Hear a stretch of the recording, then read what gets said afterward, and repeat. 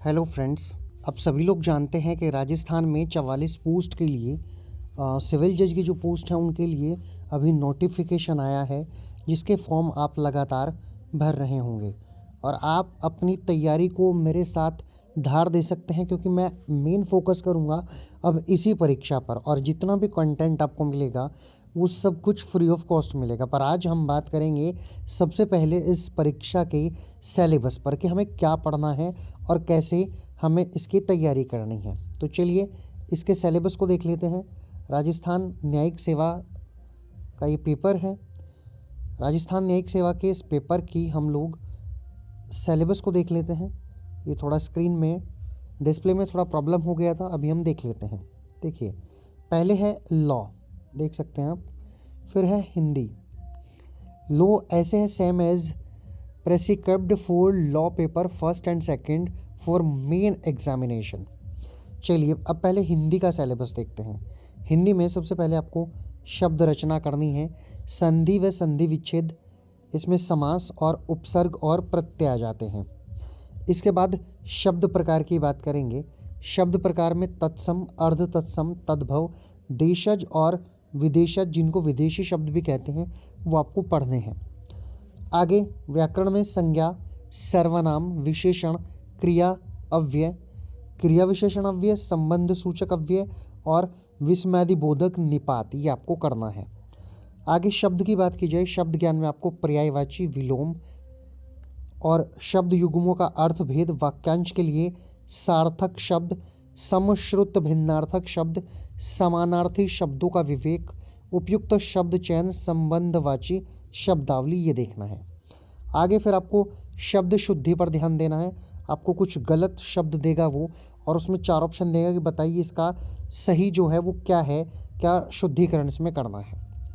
व्याकरण कोटियों में फिर आपको परसर्ग, लिंग, वचन, पुरुष, काल, वृत्ति, पक्ष और वाच्य, ये देखना है। वाक्य रचना पढ़नी है, वाक्य शुद्धि पढ़नी है, अशुद्ध वाक्य देकर शुद्ध पूछा जाएगा। विराम चिन्हों का कैसे प्रयोग करना है, इसके बारे में बात करना है, इसको पढ़ना है आपको। और आपको मुहावरे, लोकोक्तियों, इनको भी ध्यान से देखना है। फिर आपको परिभाषिक शब्दावली, जो कि एडमिनिस्ट्रेटिव वर्ड्स होते हैं, जो प्रशासनिक शब्द होते हैं, उनको भी देखना है।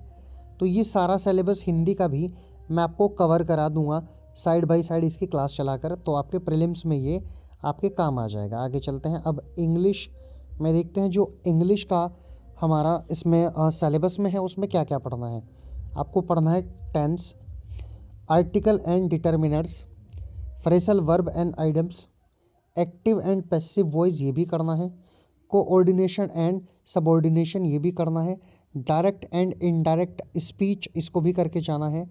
मॉडल एक्सप्रेसिंग वेरियस कॉन्सेप्ट, जो है obligation, request, permission, prohibition, intention, condition, probability, possibility, propose, reason, compliance, contrast, ये पढ़ना है आपको।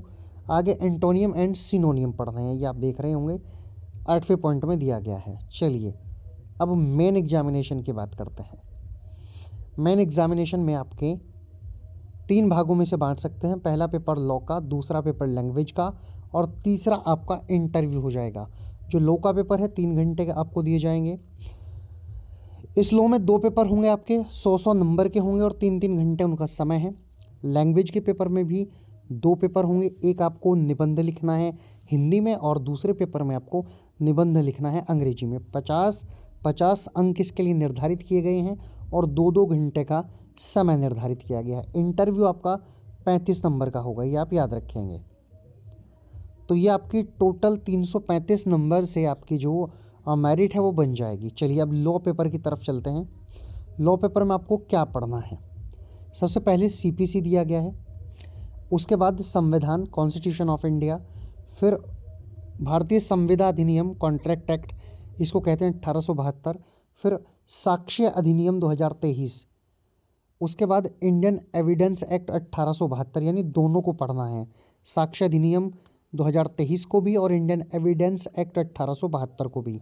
लिमिटेशन एक्ट पढ़ना है, 1963 का है।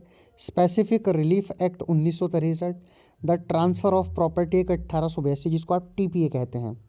Interpretation of statues the Rajasthan rent control act 2001, यानी जो राजस्थान का किराएदारी अधिनियम है उसको भी आपको पढ़ना है। हिंदू लॉ करना है, हिंदू में लॉ में हिंदू मैरिज एक्ट करना है, और दत्तक और भरण पोषण इसको करना है।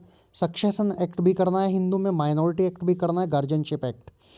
उसके बाद राजस्थान की कोर्ट फीस जो भी है उसके बारे में पढ़ना है। फिर राजस्थान लैंड रेवेन्यू जो है उसको पढ़ना है। पार्टनरशिप एक्ट पढ़ना है 1932 वाला, the sale of good act 1930, the registration act 1908, और फिर मोहम्मदन लॉ यानी कि मुस्लिम लॉ।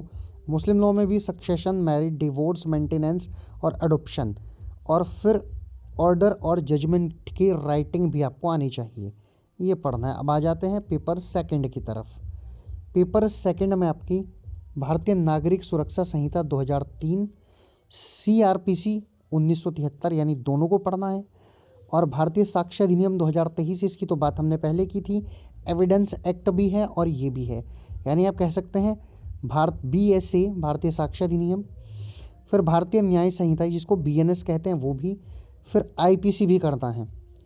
जुनाइल जस्टिस एक्ट जो है 2015 वाला, नेगोशिएबल इंस्ट्रूमेंट एक्ट 1881, चेक के अनाधिकृत हो जाने पर जिसको हम लोग जिस एक्ट के अंतर्गत मुकदमा डालते हैं वो भी पढ़ना है। तो प्रोहिबिशन ऑफ ऑफेंडर्स एक्ट 1958, और protection act of women domestic violence DV act 2005 को पढ़ना है। इसके बाद the indecent representation of women act 1986 ये भी पढ़ना है। The protection of children from sexual offence act 2012 आपको ये भी पढ़ना है, जिसको पोक्सो कहते हैं। The sexual harassment of women and at work place ये भी एक एक्ट है 2013 का, ये भी आपको पढ़ना है। राजस्थान एक्साइज एक्ट पढ़ना है 1950, और इंफॉर्मेशन एंड टेक्नोलॉजी जिसको IT एक्ट कहते हैं ये भी पढ़ना है, और framing of charge, judgment writing ये भी आपको करना है। तो ये मैंने वो बुक्स बताई जो जो आपको पढ़ने हैं, ये मैंने वो एक्ट बताए जिसको आपको ध्यान से देखना है। ये हम लोग बात कर रहे हैं सिलेबस के बारे में। अब लैंग्वेज के पेपर को देखते हैं। लैंग्वेज के पेपर में पहला पेपर होगा हिंदी का एस्से। आपको एस्से को लिखना है, भारतीय भाषा है एक हिंदी, हिंदी भाषा में, और दूसरा एस्से आपको लिखना है इंग्लिश भाषा में। इसके बाद आपका 35 नंबर का आ जाता है इंटरव्यू, जिसके बारे में मैंने बात की थी। ये C पार्ट हो गया आपके सिलेबस का, तो ये आपने देख लिया है, ये आपका सिलेबस है। इस सिलेबस को आपको अच्छे से तैयार करना है, क्योंकि आपका सिलेबस से ही आपका मेंस जो है और प्रीलिम्स जो हैं वो दोनों परीक्षाएं आएंगी। आपको तैयारी बेहतर करनी है, और बड़े ध्यान से नोट्स बनाकर अभी आपको अपनी तैयारी में जुट जाना है, और अच्छे से इसकी तैयारी करके आपको एक पद को इसके प्राप्त करना है।